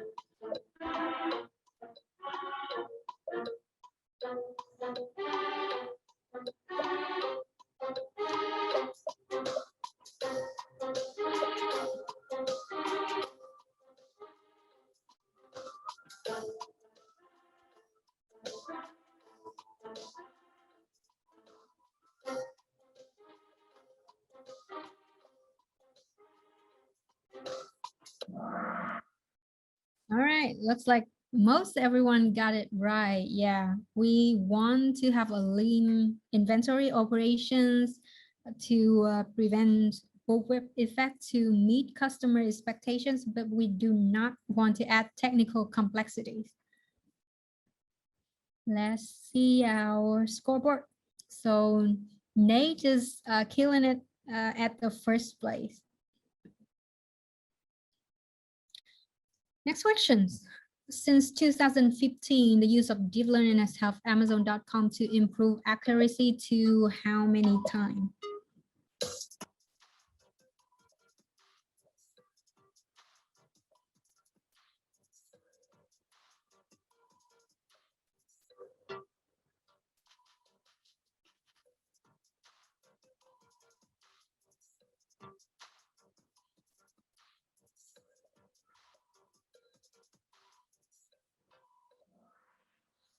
All right. So if you didn't remember, it's 15 times. So it's a very impressive number that the use of more advanced technologies like deep learning with like deep AR plus or CNN has helped Amazon.com to improve accuracies to 15 times. All right, let's see who got that right. Ooh. All right, now we have completely new leaders, Bot and TN and PY. Right. Remember to be right first and to be fast later. Next one. Which built-in dataset did CJ Logistic use with Amazon Forecast? So this one, Sebastian's as mentioned earlier.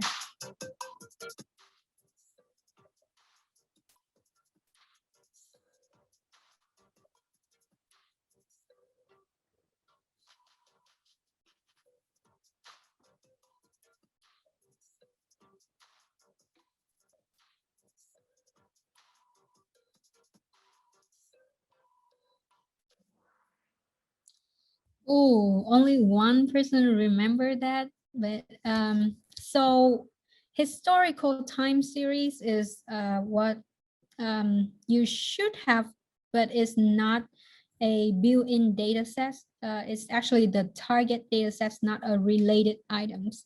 So that is out. Weather index is also not right.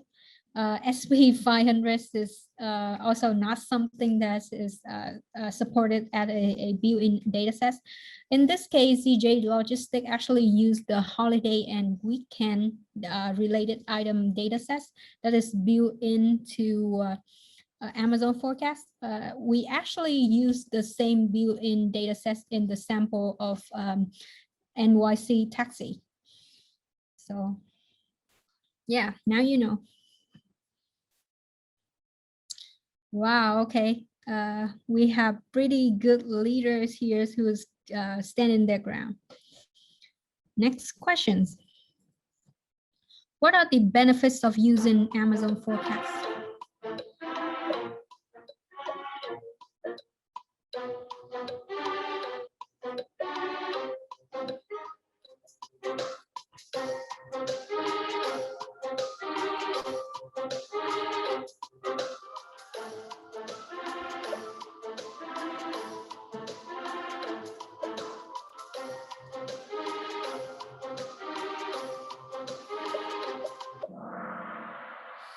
All right, I see most everyone got it right.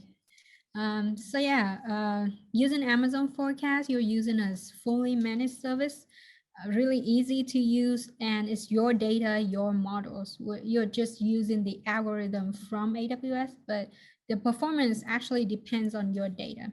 So you're, receive all of these benefits. Let's check our scoreboard again.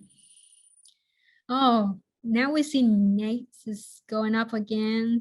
TN has lost the blaze. S and Will's also going up.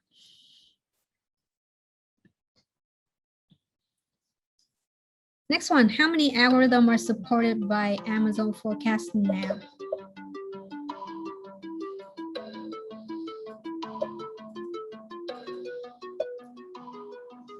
Remember our tree layer?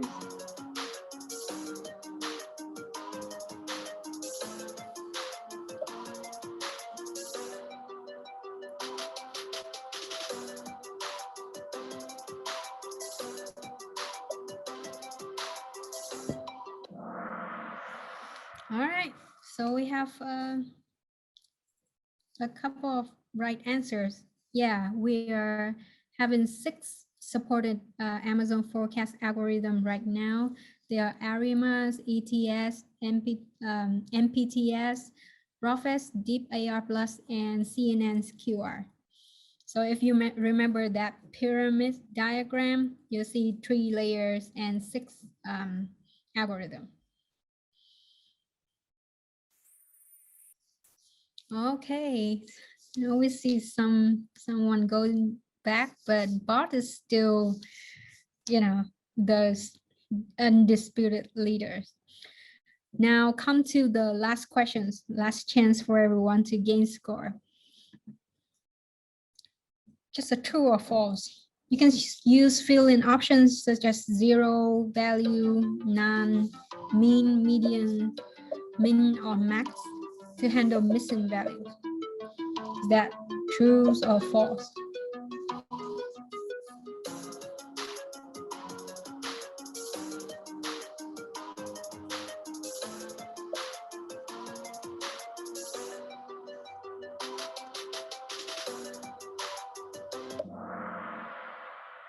All right. The majority of people got it right. It's actually true. You can use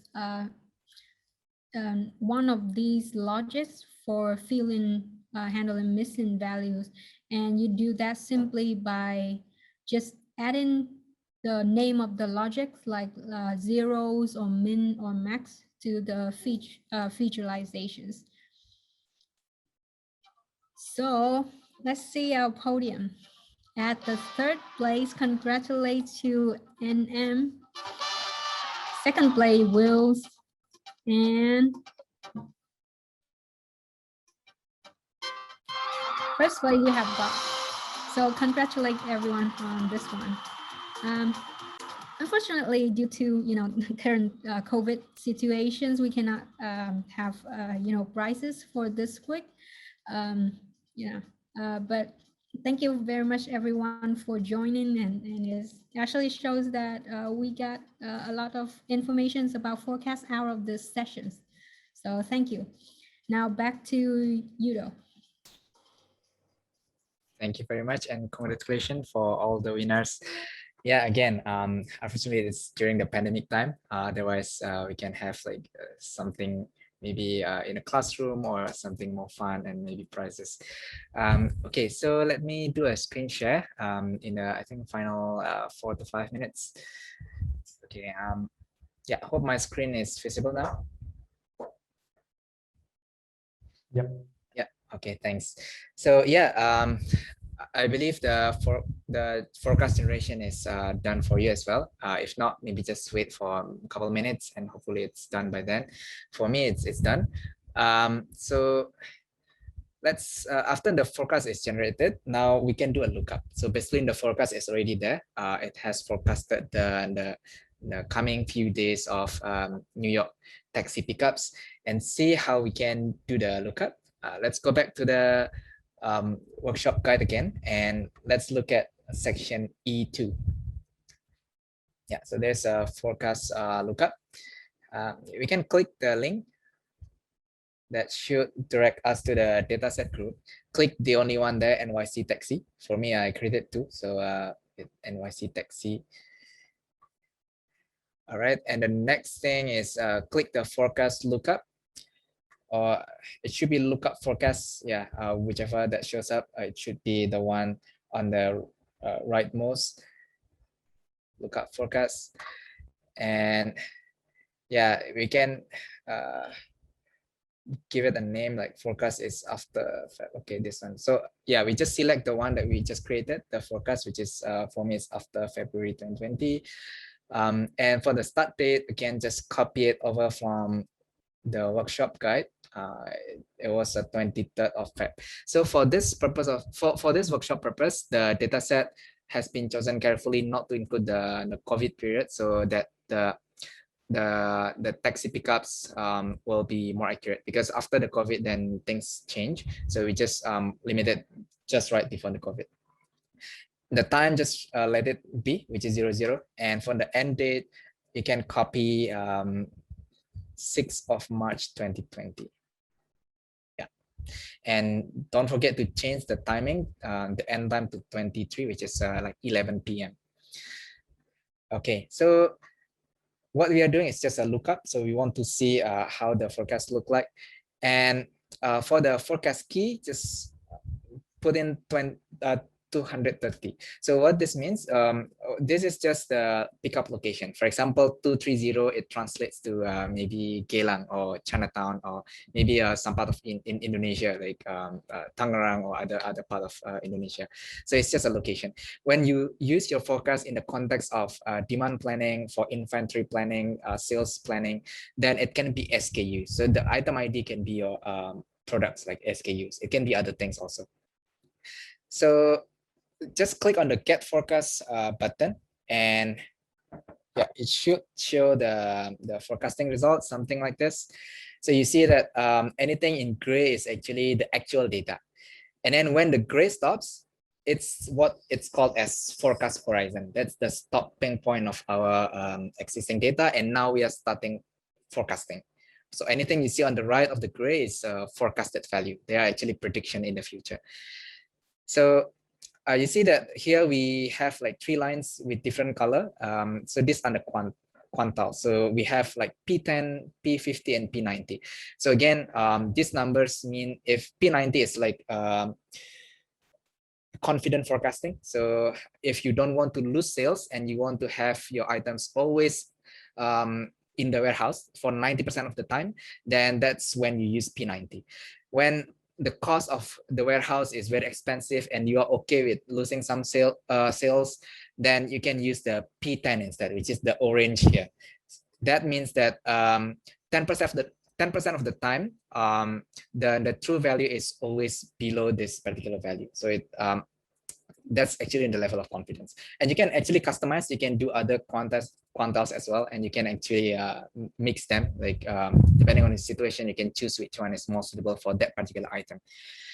So this forecast is done through the UI. Of course, when you do it in production, you can use your API, maybe from Python, JavaScript. You can use API to actually do the lookup, or you can create an export job so that it will create the forecast for all of your SKUs. So you don't need to do it one by one. You just do it across all your SKUs and put it in S3 bucket. So there's an API for that, and later on you can just query your S3 bucket.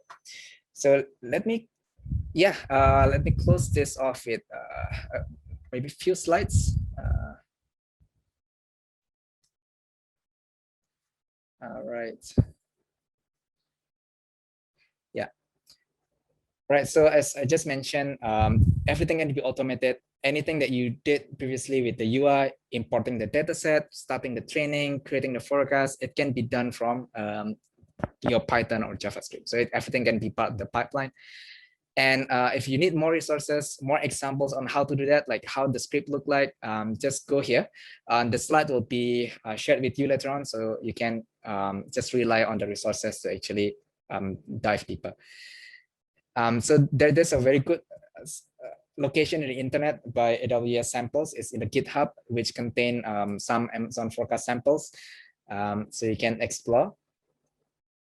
So yeah, I believe it's almost top of the hour. So if you do have questions, please feel free to just put it in the chat box. I can be available after this session. So let's just close the session first. Anyone having question, you can have it right now. Nadia, will you be able to put out the feedback? Yeah, correct. Yeah. So the feedback can start showing up. Yeah. So yeah, everyone, please help us to improve by putting the feedback. And if you do want to have the one-to-one consultation, something a bit deeper on the technical side, let us know. That feedback, you can check that, yes, I want to have the session. And yeah, we can have potentially something even deeper. And so AWS works closely with partners, and one of them is actually AspireNext. And these are actually the partners that are capable of doing Amazon forecast. And actually AspireNext is one among those. And you see that these are actually global, and AspireNext is among these global partners who can help you on Amazon forecast. Right. Yeah, and should you need more guidance, there's this program called POC in a Box.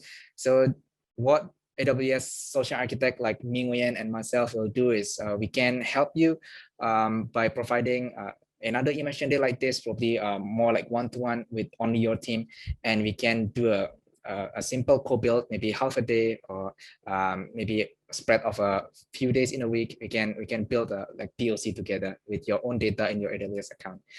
And of course, AWS partner network like AspireNext can help you on your Amazon forecast journey as well.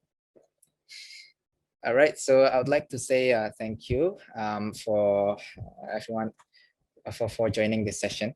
And okay, I think we can start the Q&A now. Yeah, go ahead. There's a question. There's a question. Okay. Yeah. So is there any threshold to upload data to forecast? Since the bigger the data, the more time it takes to process it. Okay, there's a minimum threshold. So I suggest you open this forecast documentation, and down below there's a guidelines and quotas. Here it will show, I think there are some minimum, okay, what's that? Oh, there's no minimum. Okay, there seems to be no minimum. I think, yeah, maybe it's removed now. So I think as long as you have the amount of data points that is, I think, twice or three times of your forecast horizon. So your forecast horizon is like, forecast window. Forecast window is like 1 week. So if you want to predict like 1 week ahead, then I think you need to have historical data of at least 2 times or 3 times. I can't really recall, but there's that minimum requirement. And whether the more data actually makes it longer to create data. Okay, I don't know the answer to that. Maybe you can help me here if you know.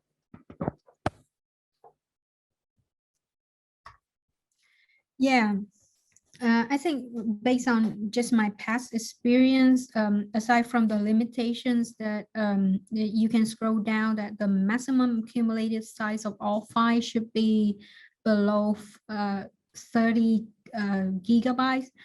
Aside from that, the import time actually doesn't differ a lot for the size. So I've tried like 10 gig before, it's take like 20 minutes, whereas with a couple of megabytes, it still take around 10 minutes.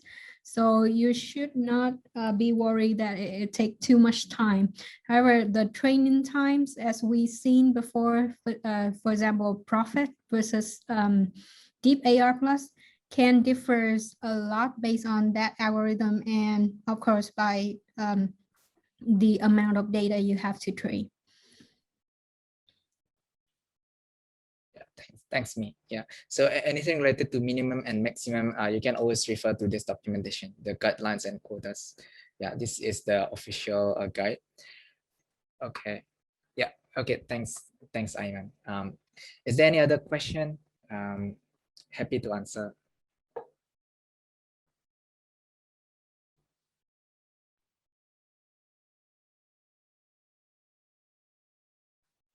I don't think we see any. Maybe we could bring this offline to the SA office hours, since we are at the top of the hour. So now it's about 4:07. Yeah. Okay, thanks. I think we can close this off. Pei, back to you. Thank you, Yudo, Sebastian, and me for the very engaging session. Yeah, just some matters here. I'll be sending out the recording and also some guiding materials to you guys so that you can take a look at it. And if you require any essay office hours, do reach out to me. I'll be sending out my alias here, or to your account managers. Yeah, we can set this up. So thank you so much for your time and for your feedback as well. I hope that this session was helpful. Thank you, everyone. Thank you very much, everyone. Thank you. Have a good day.